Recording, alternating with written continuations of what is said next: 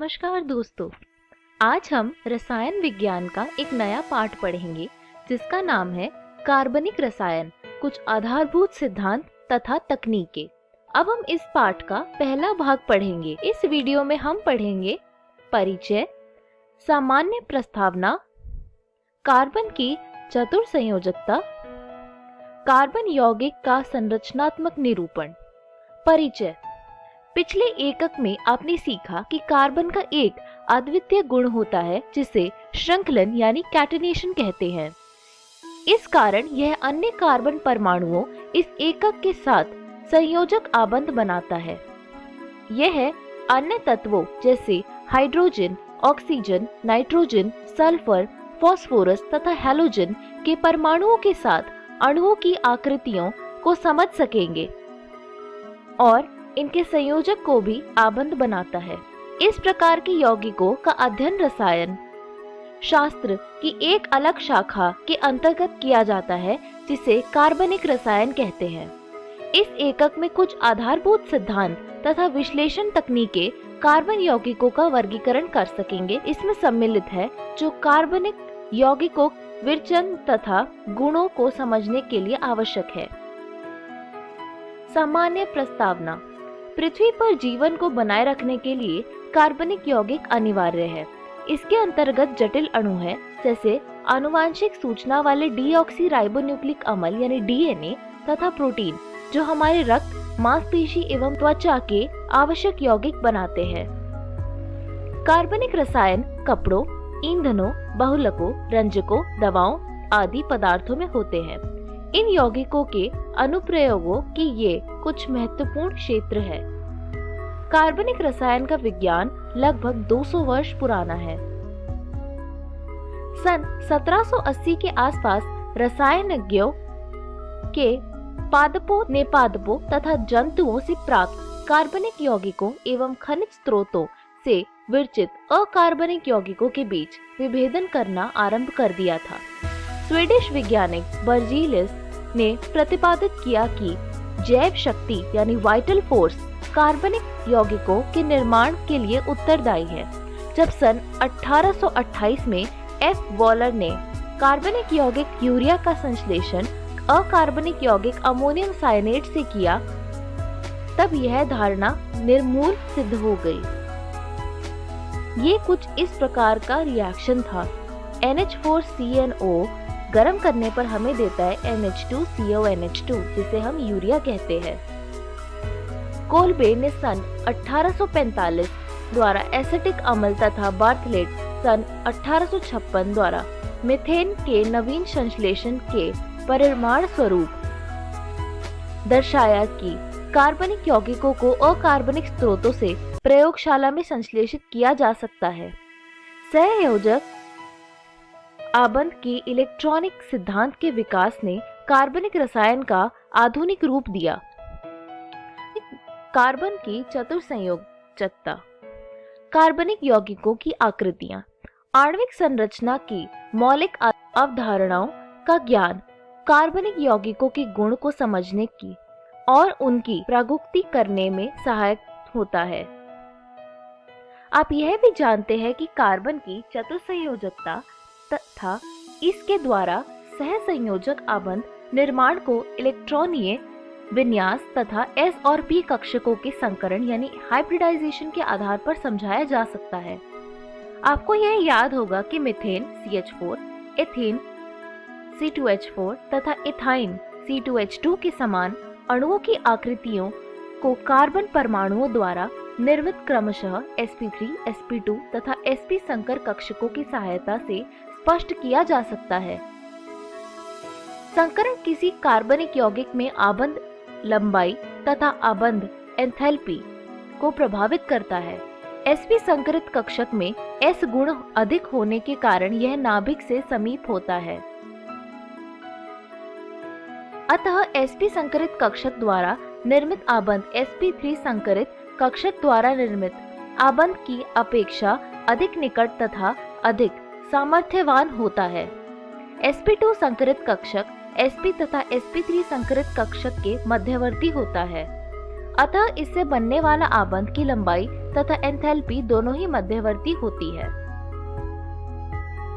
संकरण का परिवर्तन कार्बन के विद्युत ऋणात्मकता को प्रभावित करता है। कार्बन पर स्थित संकरित हल कक्ष की S प्रकृति बढ़ने पर उसकी विद्युत ऋणात्मकता में वृद्धि हो जाती है। अतः sp संकरित कक्षक sp2 तथा sp संकरित कक्षकों की अपेक्षा अधिक विद्युत ऋणात्मक होती है। संकरित कक्षकों की अपेक्षित विद्युत ऋणात्मकता का प्रभाव कार्बनिक यौगिकों के भौतिक तथा रासायनिक गुणों पर भी पड़ता है, जिनका वर्णन आगामी एककों में किया गया है। पाई आबंध के कुछ अभिलक्षण।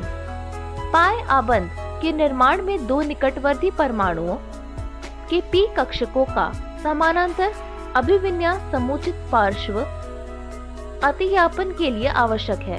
अतः CH2CH2 अणु में सभी परमाणु एक ही तल में होने चाहिए। इस अणु के प्रत्येक कार्बन पर उपस्थित p कक्षक समानांतर तथा अणु के तल के लंबवत होते हैं।